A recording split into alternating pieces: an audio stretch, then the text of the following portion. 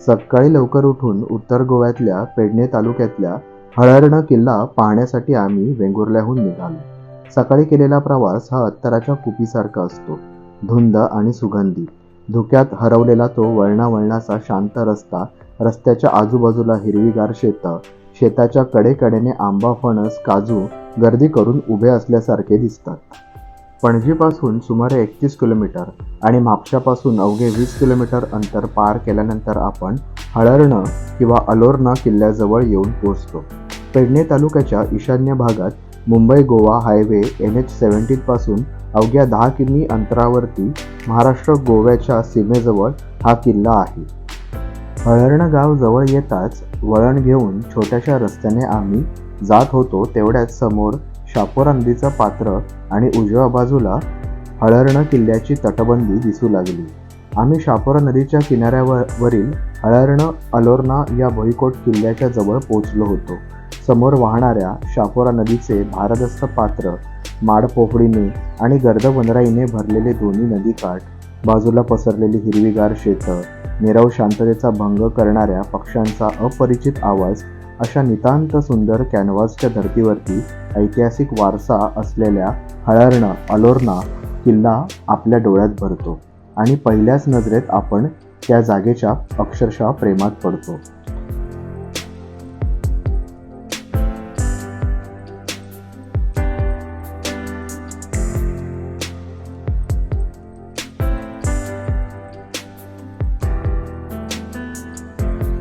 नमस्कार मित्रांनो, माझी दुर्ग भ्रमंती या माझ्या यूट्यूब चॅनलमध्ये तुम्हा सर्वांचं सहर्ष स्वागत आहे. मित्रांनो, गोवा म्हटलं की बीचेस, चर्चेस, दारू आणि इतर काही गोष्टी आपल्या डोळ्यासमोर येतात. पण गोव्यात असे अनेक किल्ले आहेत जे अजूनही अपरिचित आहेत आणि फारशी लोक तिथे जात नाही. तर माझ्या पाठी तुम्ही पाहूच शकतात, अपरिचित अशा किल्ल्याला भेट द्यायला आलो आहे आणि या किल्ल्याचं नाव आहे हळर्ण किंवा अल्नोरा.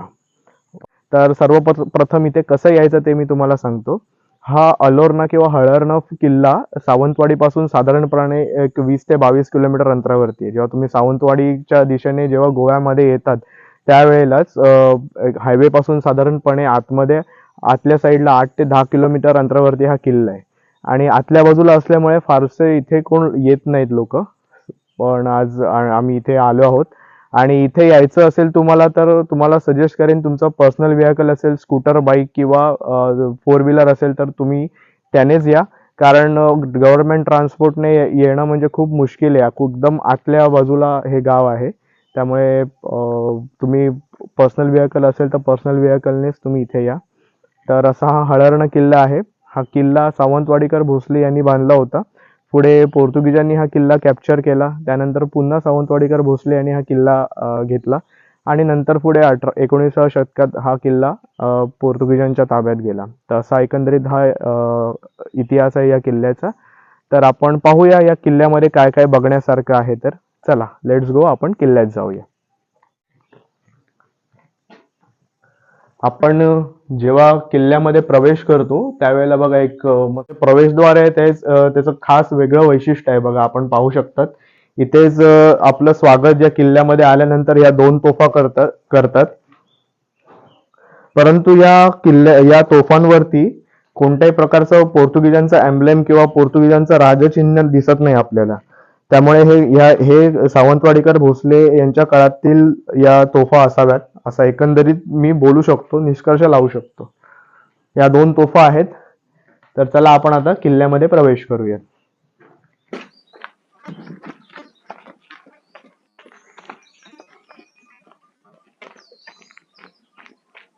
हे बघा, इथे आपण बघू शकतो, जे आपण बघितलं ना, ही एक अशी माची आहे, थोडा मजला आहे इथे वरती. आणि इथे बघा एक छोट्या छोट्या फांज्या आहेत इकडे. कदाचित शत्रू आला किंवा शत्रूने जर या किल्ल्यामध्ये आल्यानंतर त्यांच्यावरती अटॅक करण्यासाठी किंवा त्यांच्यावरती गोळीने झाडण्यासाठी हे छोटे छोटे हे फांज्या केलेल्या आहेत.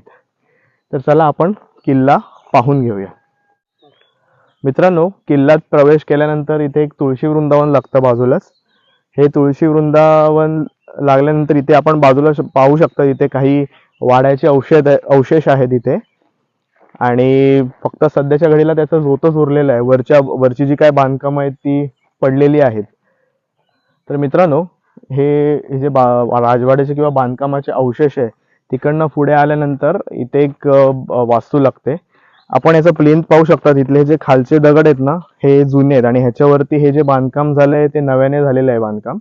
आता आम्ही जेव्हा पाहिलं ते एक स्टोअर रूम आहे, काहीतरी साठवणुकीची जागा आहे ही. त्या काळी कदाचित त्याचा पर्पज वेगळा होता असेल, पण ही एक वास्तू आताच्या घडीला या किल्ल्यामध्ये व्यवस्थित पणे उभी आहे. अशी ही वास्तू आहे या अर्नोला किल्ल्यावरची. तर मित्रांनो, या किल्ल्याचं अजून एक वैशिष्ट्य दाखवतो तुम्हाला. ह्याची तटबंदी आहे ना, आता या बाजूची जी तटबंदी तुम्ही पाहू शकाल ही आत्ता जस्ट बांधलेली आहे, परंतु काही या बाजूची तटबंदी आहे ही जुनी आहे त्या काळातली.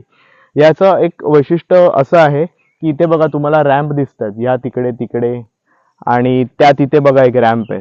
याचा उपयोग खास करून तोफा चढवण्यासाठी होत असे. तोफा चढवून त्या तिथल्या बुर्जावरती नेऊन जर आजूबाजूच्या प्रदेशावर जर शत्रूने अटॅक केला तर त्याच्यावरती अटॅक करण्यासाठी, तोफांचा मारा करण्यासाठी या रॅम्पचा इथला उपयोग होत असे. तर हे पोर्तुगीज किल्ल्याचं खास वैशिष्ट्य आहे. अशा प्रकारचे रॅम्प आपण खोजुर्बे किल्ल्यावरती सुद्धा पाहिले होते. हिऱ्याच्या आकाराचे जे बुरुज आहेत आणि त्याच्यावरती चढवायला असे उभे रॅम्प आहेत, तसे हे रॅम्प इथे आपल्याला दिसत आहेत. हे बघा.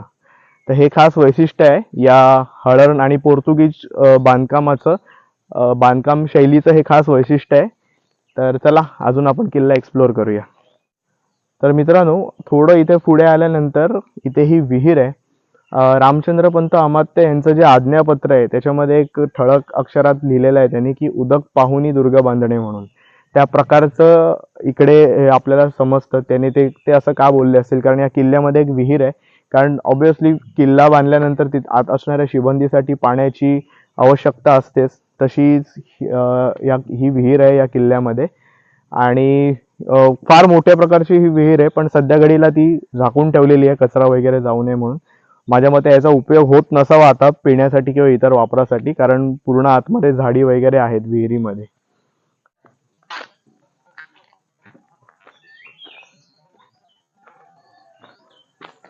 तर मित्रांनो, आपण या छोट्याशा रॅम्पवरून वरती आलो आहे आणि इथे बघा हा किल्ल्याचं तर रिकन्स्ट्रक्शन झालेलं आहे आणि आपण हळर्ण, शापोरा, रईश मगुश या किल्ल्यावरती जे पोर्तुगीज बांधणीचं खास वैशिष्ट्य बघितलं होतं बुरुजांचं, तो हा बार्तिझन्स किंवा ज्याला कॅप्सूल बुरुज असं म्हणतात, तो हा इथे आहे. याही किल्ल्यावरती आहे. हे बघा.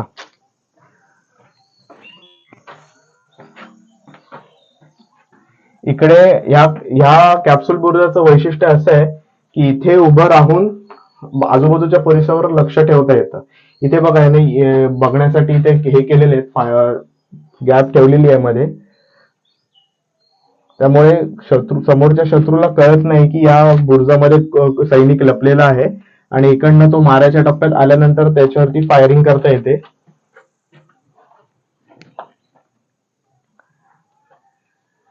तर असं हे बार्तिझन आहे आणि पोर्तुगीज बांधणीचं जे दुर्ग स्थापत्य आहे पोर्तुगीजांचं, त्याच्यातलं हे खास वैशिष्ट्य आहे बार्तिझन्स. अशा प्रकारे युरोपमधले जे काही किल्ले आहेत तिथे सुद्धा बार्तिझन्स दिसतात आपल्याला. अजून एक तुम्हाला मी इथे दाखवू इच्छितो की या किल्ल्याला खंदक आहे. हा बघा, हा अगोदर होता, आता हे जरा बांधले रिकन्स्ट्रक्ट केल्यामुळे बांधलेलं आहे. पण या किल्ल्याला संरक्षण करण्यासाठी इथे डिच किंवा खंदक मराठीत ज्याला आपण बोलतो, तो खंदकाने हा किल्ला संरक्षित केलेला आहे पोर्तुगीजांनी, होता त्यावेळेला. तर मित्रांनो, या हळर्ण किल्ल्यावरचं अजून एक तुम्हाला एक वैशिष्ट्य सांगतो. ते म्हणजे हे या किल्ल्यावरती टॉयलेट्स आहेत. त्या काळातली त्या सैनिकांना किंवा शिबंदीसाठी स्वच्छतेची काळजी त्या लोकांनी घेतली होती. हे बघा इथे एक टॉयलेट्स आहे आणि याचा आउटलेट बघा. त्याचा आउटलेट एकदम खालच्या साईडला हे केलेलं आहे तिकडे. तर असे टॉयलेट्स आहेत. फार कमी टॉयलेट्स पाहायला मिळतात त्या काळातल्या सैनिकांसाठी बांधलेले असं. तर हे टॉयलेट आहे या अर्नोळा किल्ल्यावरचं. हे बघा मित्रांनो, इथे तोफा ठेवण्यासाठीची केलेली जागा आहे. बाजूला शापोरा नदी वाहते ही बघा.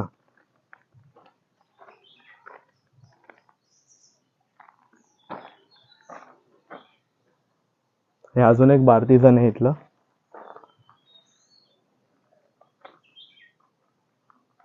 पण आता मगाशी इथे जे किल्ल्यात प्रवेश केल्यानंतर वरची जी माडी पाहिली ना, तिथे आपण जातोय.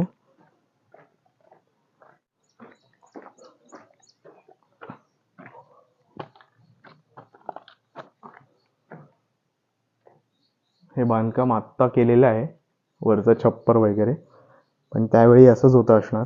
बघा इथे जंग्या केलेल्या आहेत. समोर शापोरा नदी दिसते, हे बघा. या नदीतून जर शत्रू जवळ येत असेल तर त्यांच्यावर अटॅक करण्यासाठीची ही खास सोय या किल्ल्याच्या तटबंदीमध्ये केलेली आहे.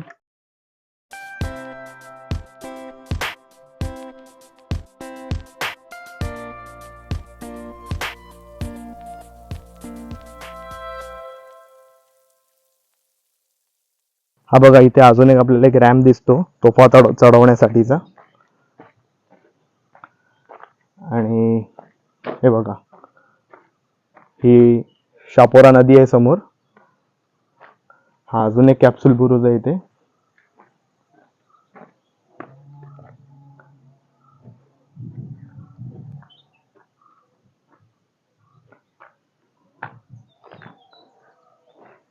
हा मगाचा जो खंदकाचा भाग आहे तो आहे हा इथे. पूर्वी हा सगळा प्रदेश सावंतवाडीचे भोसले यांच्या अधिपत्याखाली होता. 17व्या शतकात हा किल्ला त्यांनी पेडणे, बिचोली आणि मणेरी यावर वारंवार होणारे पोर्तुगीज हल्ले रोखण्यासाठी म्हणून बांधला. त्यानंतर जेव्हा गोव्यातील फिरंगण्यांचे समूळ उच्चाटन करण्यासाठी बाजीराव पेशव्यांनी 23 जानेवारी 1739 मध्ये साष्टीवर स्वारी करून सगळा प्रदेश जिंकण्यासाठी सुरुवात केली, त्यावेळी पेशव्यांसोबत पोर्तुगीजांच्या बारदेशावर चाल करून जाण्यासाठी सावंतवाडीकर भोसल्यांनी आपल्या फौजेची एक तुकडी या हळर्णा किल्ल्यावर तयार ठेवली होती. या घटनेच्या जवळपास 7 वर्षांनंतर म्हणजे 4 मे 1746 रोजी हळर्णा किल्ल्याच्या भूमीवर पोर्तुगीज आणि भोसले यांच्यात तुंबळ लढाई झाली. भोसल्यांचे सुभेदार सोमा सावंत यांनी आपल्या फौजेसह पोर्तुगीजांच्या तिखट माऱ्याचा मोठ्या शौर्याने प्रतिकार केला, पण पोर्तुगीजांनी किल्ल्याच्या मुख्य प्रवेशद्वाराला पेटार्ड म्हणजे विशिष्ट बॉम्ब लावून तो उद्ध्वस्त केला आणि किल्ल्यात प्रवेश केला. व्हॉइसरॉय मार्किस दे कॅस्टेनोलोव्हो याच्या नेतृत्वाखाली पोर्तुगीजांनी शेवटी हळर्णा किल्ला जिंकला. या कामगिरीबद्दल त्याला मार्किस दे अलोर्ना अशी पदवी मिळाली. या रणसंग्रामात दोन्ही बाजूचे मोठे नुकसान झाले. अनेक सैनिक धारातीर्थी पडले. पोर्तुगीजांनी या किल्ल्याचे नामकरण फोर्ट ले झाडी सांताक्रूज म्हणजे किल्ले सांताक्रूज असे केले.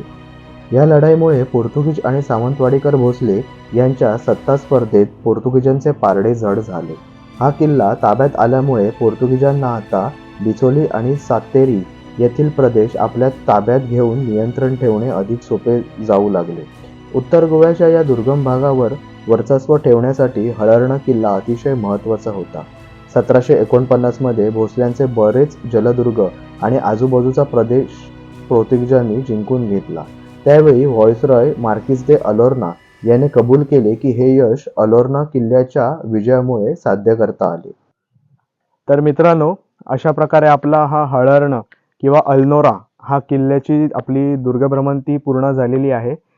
कसा वाटतोय व्हिडिओ हे तुम्ही मला माझ्या कमेंट बॉक्समध्ये नक्की सांगा. माझा चॅनल माझी दुर्गभ्रमंती लाईक करा, शेअर करा आणि सबस्क्राईब करा. भेटू पुढल्या अशा एखाद्या दुर्गभ्रमंतीमध्ये. तोपर्यंत जय शिवराय.